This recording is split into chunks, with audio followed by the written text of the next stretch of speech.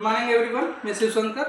आज हम लोग बात करेंगे ब्लड ग्रुप के बारे में। ठीक है, इसके पहले जो है हम लोग चर्चा किए थे ब्लड क्या होता है और किन चीज़ों से मिलकर बना होता है। ठीक है ना, उसमें उसके कंपोनेंट क्या होते हैं। तो ब्लड में पता है आपको कि ब्लड जो है दो कंपोनेंट से मिलकर क्या होता है, बना होता है, ब्लड प्लाज्मा और ब्लड सेल्स। ठीक है, ब्लड प्लाज्मा में मैंने आपको बताया था कि 92 से 95% क्या होता है, वाटर होता है। उसके साथ साथ जो है मिनरल्स, न्यूट्रिएंट्स होते हैं और क्या होता है, प्रोटीन्स क्या होते हैं उसमें प्रेजेंट होते हैं, जैसे कि ग्लोब्यूलिन है, एल्ब्यूमिन है। ठीक है ना, ये सारे प्रोटीन्स क्या होते हैं उसमें घुले होते हैं। उसके साथ साथ जो है sodium ion, calcium ion, magnesium ion, ये सारी चीज़ें प्रेजेंट होती हैं। ठीक है, अब हम आज जो बात करेंगे यहाँ पे ब्लड ग्रुप की बात करेंगे। देखिए, ब्लड ग्रुप को मैंने ग्रुपिंग करने के लिए दो सिस्टम यहाँ पे आप देख सकते हैं। एक है एबी ब्लड ग्रुप सिस्टम और दूसरा है आरएच ब्लड ग्रुप सिस्टम। ठीक है, अगर इस ग्रुप सिस्टम की बात करें, सबसे पहले कौन खोज किया था, तो साइंटिस्ट का नाम कार्ल लैंडस्टीनर 1901 में, यानी कि कार्ल लैंडस्टीनर नामक साइंटिस्ट ने सबसे पहले ब्लड की ग्रुपिंग किया था 1901 में।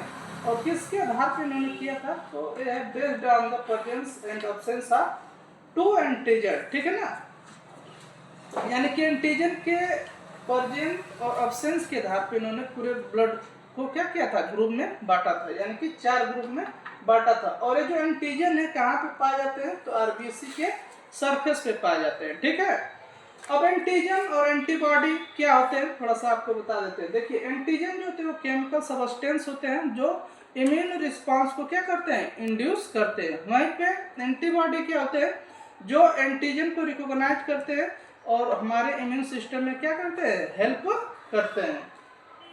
अब यहाँ पे देखिए, एंटीजन के प्रेजेंस और अब्सेंस के आधार पे और एंटीबॉडी के 4 जो है ब्लड को ग्रुपिंग किया गया है। पहला है ए बी, ए बी और ओ। ठीक है, देखिए अगर ब्लड ग्रुप ए है तो उसमें एंटीजन क्या होगा, उसके एंटीजन कहाँ पाया जाता है, आरबीसी के सरफेस पे।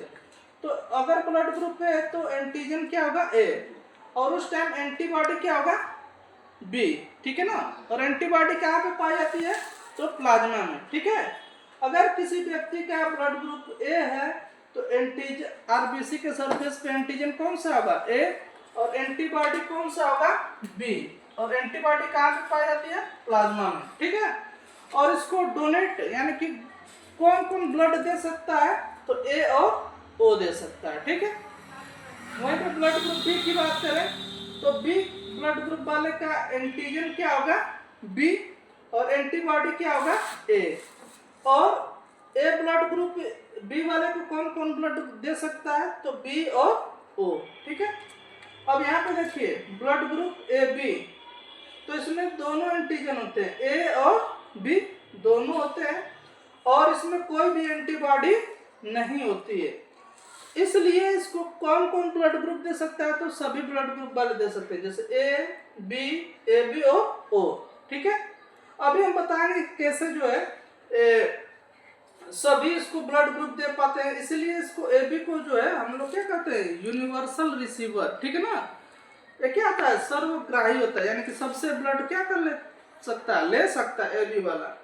अब ओ पे आ जाइए, ब्लड ग्रुप ओ है, इसमें एंटीजन कोई नहीं होता है, नील लिखा है, और एंटीबॉडी क्या होती है, ए और बी, और इसको ब्लड कौन दे सकता है, तो सिर्फ और सिर्फ ओ वाले। ठीक है, अब देखिए कैसे जो है ए बी जो है सॉरी ओ जो है, इसीलिए इसको जो है हम लोग क्या बोलते हैं, यूनिवर्सल डोनर बोलते हैं। क्यों, क्योंकि इसके पास कोई एंटीजन नहीं है। ठीक है ना, और इसके पास कोई एंटीबॉडी नहीं है, इसलिए क्या है, यूनिवर्सल रिसीवर।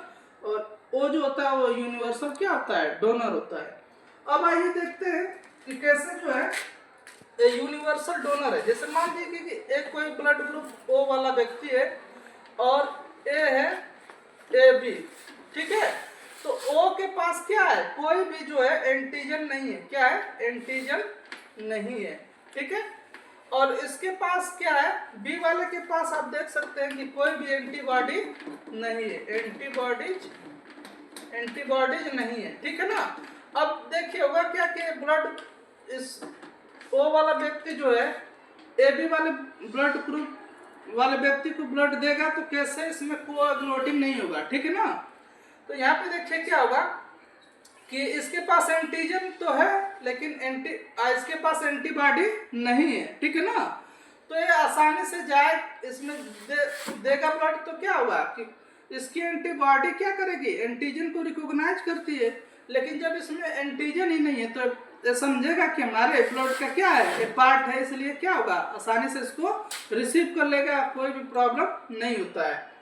अब जैसे देखिए मान लीजिए कि ये AB वाला व्यक्ति है, अगर किस B को देना चाहे तो कैसे कोएगुलेटिंग होने लगेगा, तब क्या हो जाएगा कि वो खतरा हो सकता है। जैसे मान लीजिए कि AB वाला व्यक्ति है और इसको B वाले व्यक्ति को ब्लड क्यों नहीं दे सकता, क्योंकि इसके पास देखिए AB वाले के पास क्या है, एंटीजन A है और क्या है B है, लेकिन एंटीबॉडी इसमें कोई नहीं है। मान लीजिए एंटीबॉडी इसमें कोई नहीं है और यहाँ पे क्या है एंटीजन, इसके पास एंटीजन B है और एंटीबॉडी क्या है A है ना B वाले के पास।